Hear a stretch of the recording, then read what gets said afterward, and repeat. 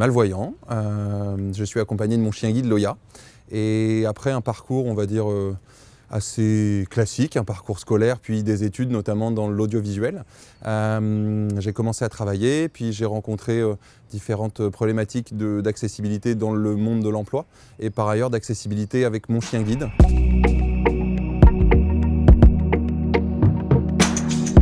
J'ai eu un parcours de vie, un parcours scolaire très classique, en milieu ordinaire, ce qui fait que je me suis toujours construit sans mes pairs. Donc dans une école avec plein de camarades qui étaient valides, parfaitement voyants,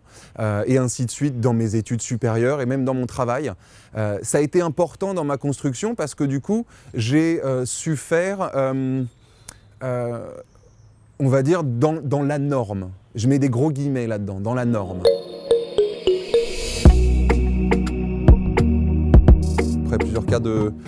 grosse discrimination, en fait, je me suis vraiment posé la question de me dire est-ce qu'il ne serait pas en fait le temps de s'engager,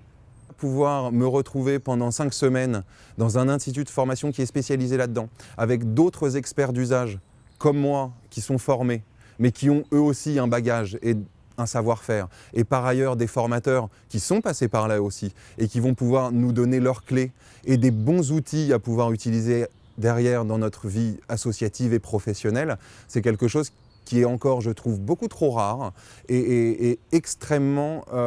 utile, essentiel même pour que justement les personnes concernées puissent s'engager de la bonne façon avec des outils pour pouvoir travailler, mais travailler d'égal à égal avec des professionnels du handicap.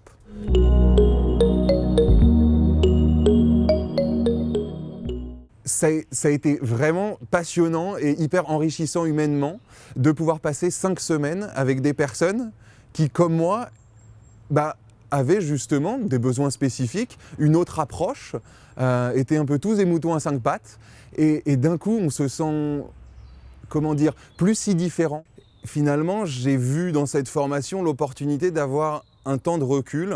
où on pouvait justement être formé sur ces thématiques-là, d'intervenants pairs, aussi bien en tant que père émulateur, qui est en fait de pouvoir partager son savoir d'usage avec d'autres personnes qui ont les mêmes besoins que nous,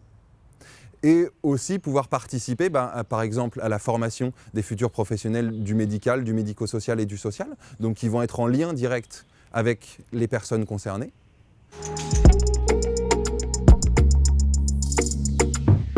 J'ai été formé, j'ai aussi pu développer un réseau avec les personnes qui étaient formées comme moi et les personnes qui nous ont formés. Parce que on n'avait pas une formation qui était top-down, on était tous au même niveau et on a pu vraiment créer du lien humain.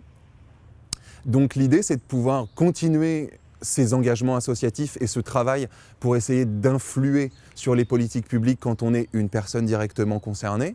mais là de le faire avec plus de recul, peut-être plus de sagesse, aussi parfois plus de force, parce que d'un coup on se rend compte qu'on est complètement légitime. Donc ça va être la même chose, mais encore mieux, je l'espère.